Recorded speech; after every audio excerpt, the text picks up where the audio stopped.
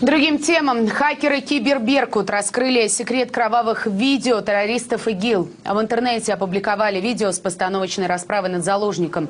На этих кадрах, которые вы видите на своих экранах, видно, что съемки проходят в кинопавильоне под прицелом нескольких камер и при правильно выставленном свете.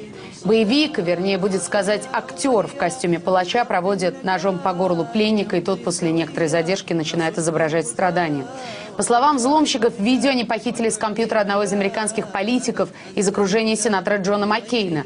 Хакеры рекомендовали политику в следующий раз в зарубежные поездки, особенно на территории Украины, с собой не брать конфиденциальные документы. Напомню, что с августа прошлого года террористы ИГИЛ неоднократно публиковали видео показательных расправ. В каждом случае видео было высочайшего качества, а жертвы подозрительно спокойны.